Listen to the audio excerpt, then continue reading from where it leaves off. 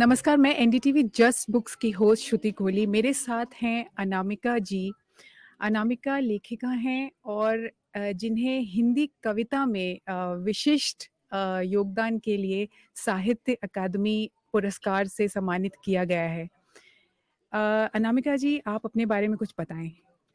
मैं वैसे तो दिल्ली विश्वविद्यालय में अंग्रेजी साहित्य पढ़ाती हूँ, जिसको अब हम लिटरेचर्स इन इंग्लिश डिपार्टमेंट कहते हैं। पहले अंग्रेजी कहते थे, अब जी, चूंकि ट्रांसलेशन का बहुत बड़ा कंपोनेंट है, तो हम जी। वर्ल्ड लिटरेचर इन इंग्लिश पढ़ाते हैं। वैसे मैंने कविताओं के अलावा उपन्यास भी लिखे हैं और निबंध। मैंने आपकी काफ़ी रचनाएँ पढ़ी हैं और आपकी रचनाओं में महिलाएँ एक अवचेतन रूपांतरण से गुज़रती हैं, जहाँ वे पारंपरिक सामाजिक ढाँचों को चुनौती देती हैं। आज के महिला लेखन में ये रूपांतरण और अधिक सजग और मुखर हो गया है। लेखिकाएँ अब अपनी रचनाओं में ना सिर्फ़ अपने अनुभवों को उकेर रही हैं, बल्कि अ, अपने संघर्षों को ज़्यादा स्पष्ट और आत्मविश्वासी तरीके से अभिव्यक्त कर रही हैं। और इस अपने का दायरा बहुत बड़ा हो गया है श्रुति, क्योंकि पहले सिस्टरहुड जो था वो अपने वर्ग तक या अपने वर्ण तक या अपनी क्षेत्रीयता तक, अपने रीजन तक या अपने धर्म तक सीमित था। अब इंटरसेक्शनल फेमिनिज्म के जमाने में हम रेस, जिसको पॉलिटिक्स ऑफ अदरिंग है कहते हैं, उससे भी जूझते हैं। और कॉन्फ्लिक्ट जोन में दुनिया भर में जो भी हो रहा है उसको भी स्त्रियों के लेंस से देखने की कोशिश करते हैं, दंगों को भी स्त्रियों के लेंस से देखने की कोशिश करते हैं, जी, जो जी। बृहत्तर समस्याएं हैं उसको, और भीतर का जो जीवन है, जो प्राइमरी इंस्टीट्यूशन है परिवार का, उसको तो देखते ही हैं। फैमिली और फ्रेंड्स को देखते हैं, नेबरहुड को देखते हैं, लेकिन नेबरहुड बड़ा हुआ है, इसलिए देखने का दायरा भी स्त्री लेंस से बड़ा हो गया है। और चूंकि स्त्रियां ज्यादा बात कर रही हैं, आपकी जैसी स्त्रियां मेरी जैसी स्त्रियों से आराम से मीडिया से भी बात कर सकती हैं, बिना मिले हुए भी बात कर सकती हैं, तो एक दूसरे के जीवन के जो रहस्य थे वो हम एक दूसरे में कन्फाइड करने में ज्यादा सहूलत पाती हैं, और इसीलिए रेंज बड़ा हो गया स्त्री लेखन का, और इंटेंसिटी भी। ये इंटरसेक्शनैलिटी के ऊपर काफ़ी विवाद चल रहा है अभी। अभी मेरे को तो लगता है कि अभी-अभी शुरू हुआ है इंटरसेक्शनैलिटी को लेके। कि पहले फेमिनिज़्म को अलग देखा जाता था और जो दूसरे मुद्दे थे उनको अलग देखा जाता था। अ, अब आपकी जो पोएट्री, आपकी कविताओं की जो किताब है, टोकरी में दिगंत, जिसके लिए आपको साहित्य अकादमी अवार्ड पुरस्कार मिला है। हम्म। इस टोकरी में दिगंत में परंपरा और आधुनिकता के बीच का संघर्ष गहराई से उभर कर सामने आता है। मिथकों को आधुनिक दृष्टिकोण से परिभाषित करती हैं आप। भारतीय समाज में परंपरागत धारणाओं का बोझ अभी भी महिलाओं की टोकरी में है। जहाँ बदलाव की जगह सीमित है, इतना ही बदलाव करना है तुम्हें और इतना ही बदलाव कर सकती हो तुम। लेकिन साहित्य इस संघर्ष को सुलझाने का, अगर हम कहें, एक सशक्त माध्यम बन सकता है और बना भी है। अगर हम पीछे भी देखें तो साहित्य एक जो ये संघर्ष चल रहा है उसको सुलझाने में काफ़ी उसको सशक्त माध्यम रहा है हमेशा से। एक साझा सपना है ना, साझा सपना एक बड़े फलक पे दिखा देने से, हम साथ मिलके जब ड्रीम करते हैं ना श्रुति, तो एक अलग तरह की सिनर्जी होती है। और साथ मिलके जी, ड्रीम करना, उसको एग्जीक्यूट करना, पहले यूटोपिया को उसमें टेक्स्ट में पिरोना, फिर और लोगों के भी सपनों को बल मिलता है। जैसे हमारे यहाँ पहले साझा चूल्हा होता था, वैसे अब हमारे साझे जी, सपने हैं। और वो साझा सपना क्या है? बहुत सिंपल है। एक दोस्त समाज बने जहाँ किसी किसी भी बाइनरी में भेड़ भेड़िया का रिश्ता ना रहे, स्त्री पुरुष के बीच ही नहीं, बल्कि गरीब अमीर के बीच भी, देहाती शहराती के बीच भी, मतलब पदानुक्रम टूट जाए, एक चटाई से बिछ जाए और सब मिलके आराम से दोस्तों की तरह बात करें। ये बड़ा सपना हम हर तरह से पहले नॉवेल्स में और पोइट्री में उसको इम्प्लीमेंट करते हैं, दिखाते हैं। फिर उससे एक तरह से चूल्हे की जो उचकुन होती है ना, जिसमें चूल्हा लगाते हैं नीचे लकड़ी तो आगे हो जाती है, पता नहीं आपने देखा है कि नहीं, वैसे चूल्हे लकड़ी के हमने देखे हैं बचपन में। जब आग बुझने जी। लगती है तो एक नई लकड़ी डाल दी जाती है। जी, और बिल्कुल। जी। उसके तो वही साहित्य काम करता है, जब इंडिविजुअल फ्लेम शिखर के नीचे जाने लगता है स्त्रियों के संघर्षरत स्त्रियों के जीवन में, तो एक तरह से लगता है कि नहीं, हम भी तो ये भी तो है, वही है, उसी परिस्थिति से निकली है। ये सिस्टरहुड का जो जज्बा है ना, वो वर्गों और वर्णों और धर्मों के पार जाके एक दूसरे से सपोर्ट सिस्टम एक बिल्डअप करता है। तो जो जी, किरदार बिल्कुल। जिनके बारे में हम लिखते हैं, वो भी एक तरह से बहनें हो जाती हैं, दीदियाँ हो जाती हैं, हमारी चाचियाँ हो जाती हैं, मामियाँ हो जाती हैं, माएँ हो जाती हैं, दादियाँ हो जाती हैं। तो एक तरह से बिल्कुल। सोल कनेक्ट बन जाता है।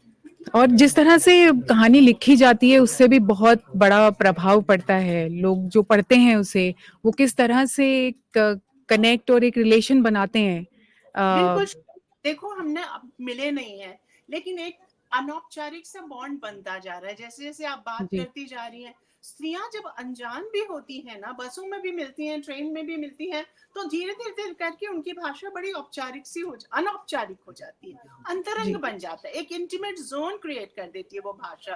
तो नेचुरली वो संवाद ज्यादा अच्छी तरह कर पाती है, क्योंकि जो प्राइमरी जी। सिचुएशंस है, परिस्थितियां हैं, मनस्थितियां हैं, हमारी साझा हैं, बहुत हद तक साझा है। हम एक ऐसे समाज में रहते हैं जब हमारी प्राइमरी शोषण, माने हमारे शोषण का प्राइम साइट हमारी देह है, हमारी आधार भूमि। ये देह जो कि नया जन्म देती है, जो इतनी तरह से तन मन धन से सेवा करती है, उसको सिर्फ जितने भी स्त्री संबंधी अपराध हैं, वो उसकी देह में नियोजित किए जा सकते हैं। वो भ्रूण जी। हत्या से लेके, दहेज दहन से लेके, और दान दहन से लेके, और पोर्नोग्राफी से लेके, किसी भी तरह से वो कहीं ना कहीं स्त्री की देह में। तो हमारी समस्या साझा है, हमारी भाषा साझा है, तो नेचुरली हमारा कनेक्ट बहुत साझा हो जाता है।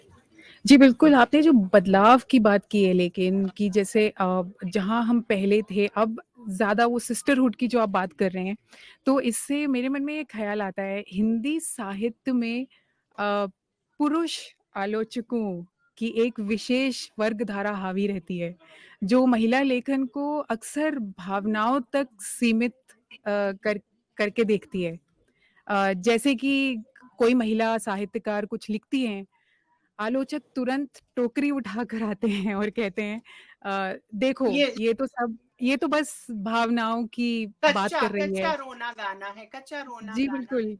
और ये परिपक्वता जो है, लेकिन एक खास तरह का खौफ है श्रुति, जो इस तरह से मुखर आलोचना कराता है। अगर मैं जिस कुर्सी पे बैठी हूँ, अगर वो कुर्सी मुझसे कहे कि भाई तुम बहुत भार दे के बैठी हो, जरा ठीक से बैठो, और कहे कि तुम मुझे ठीक बड़ा बड़ा झाड़ती हो। मेरी एक कविता है, उसकी 2 लाइनें हैं। फर्नीचर कह रहा है स्त्रियों से कि मैं, नहीं, स्त्री कह रही है फर्नीचर से कि मैं उनको रोज झाड़ती हूँ, पर वे ही हैं इस पूरे घर में जो मुझको कभी नहीं झाड़ते।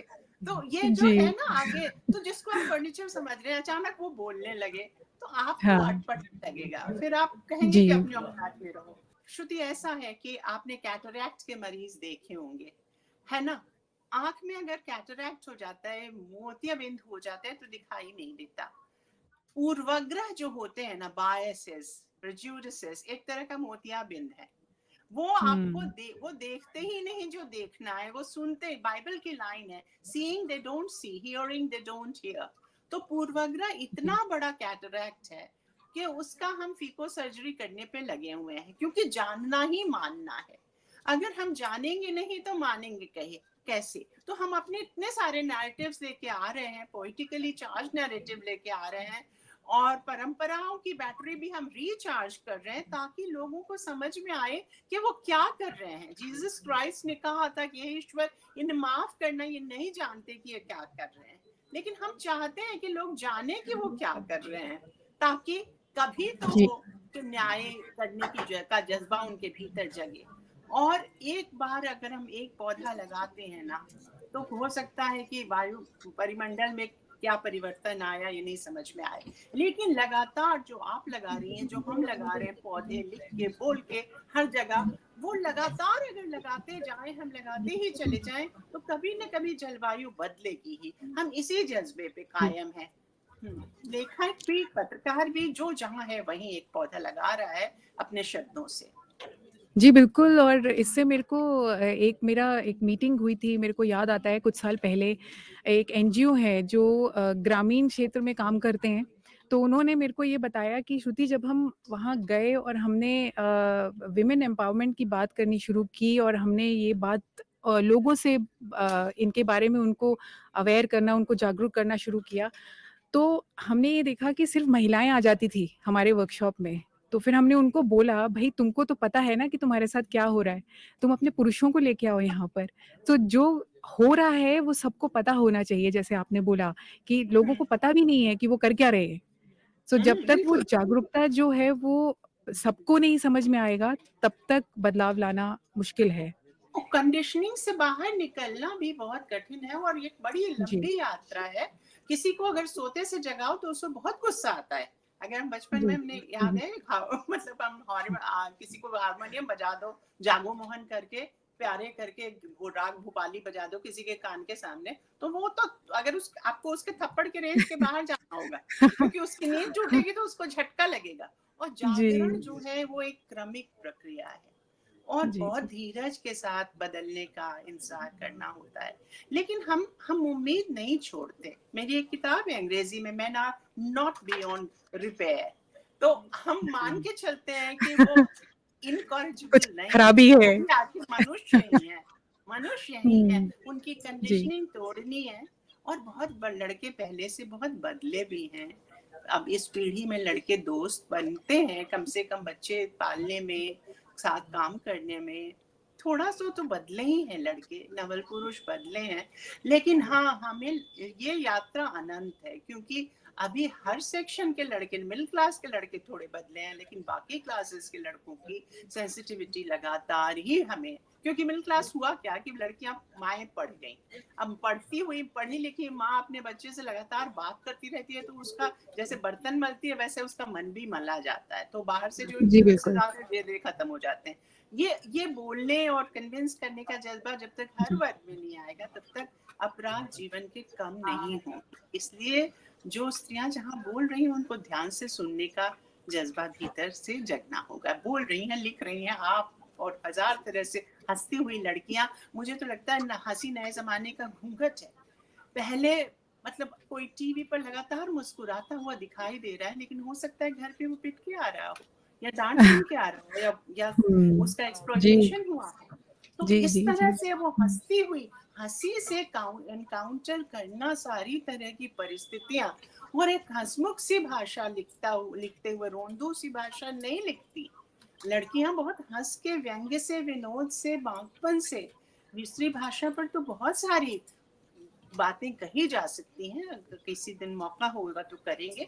लेकिन ये लगातार हम, ये तो बात है कि जो जहाँ है वो लगातार लगा हुआ है, कोई बोल कर, कोई लिख कर, और इसीलिए परिवर्तन की उम्मीद है। जी मेरे को इससे और एक बात याद आती है जब वर्जीनिया वुल्फ अपनी किताब, अपने lecture a room of one's own उसकी रिसर्च कर रही थी और वो लाइब्रेरी में गईं, तो उनको महिलाओं के नाम दिखे ही नहीं और जो किताबें भी महिलाओं ने लिखी थी, वो भी सूडोनिम से पुरुषों के बिल्कुल, नाम उस पर लिखे हुए जैसे थे। जॉर्ज जॉर्ज एलियट का उदाहरण उन्होंने जी, दिया, इतनी बिल्कुल, बड़ी जी। लेखिका थी। जी। हाँ, बिल्कुल। सो तो यही वही ना, एक खास तरह की पर्दा प्रथा, हम ओट से कुछ कहेंगे। जैसे सूरदास की रचना है भ्रमर गीत, उसमें ना तिनके की ओट लेके, भ्रमर का की ओट लेके सीता बोलती है तो तिनके की ओट ले लेती है। ये जो ओट लेके बोलने की बात है हाँ, ना, वो एक अजब तरह का खौफ भी है, लेकिन एक खौफ तरह की है। स्ट्रैटेजी भी है। मैंने हुँ। देखा है कि गाँव में जो स्त्रियाँ हैं, घूँघट काढ़ के हँसती हैं, जीभ भी निकाल देती हैं। तो घूँघट के पीछे क्या हो रहा है, ये तो कोई नहीं देखता। तो एक तरह से वो अपना थेरेप्यूटिक रिलीज़ भी कर लेती हैं। हुँ, और हुँ, ना हुँ। नींद आ रही है तो नींद भी घूँघट काढ़ के सो गई। अब क्या करें, जी। वो स्ट्रैटेजी सर्वाइवल स्ट्रैटेजी है, उसको उस तरह से नहीं देखना चाहिए। और कोई वैसे भी किसी के सामने ऐसा, ऐसे लोग ही बहुत कम होते हैं जिनके पास जाके बैठ के गप करने का मन करता है बड़े लोगों से। जी, तो इसलिए और भी कम घूंघट होते में जा रहे हैं। हाँ, ऊब जाओ यही बहुत है। जी, बिल्कुल, स्ट्रैटेजी बिल्कुल। है वो। ये बातचीत इतनी इंटरेस्टिंग हो गई है अनामिका जी, मेरा तो मन नहीं कर रहा है, लेकिन अब हमें इसको एंड करना पड़ेगा यहाँ पर। लेकिन जी, ऑफ़ जी, कोर्स जी। हम इसको जारी रखेंगे और हम और भी इस तरह की बातचीत करेंगे। Thank you so ji. Much, आपका बहुत-बहुत श्रुति, आपने धन्यवाद। इतनी अच्छी तरह से सब कुछ सँभाला और आप इतनी इन्फॉर्म्ड हैं और इंसाइटफुल हैं। Thank you so much.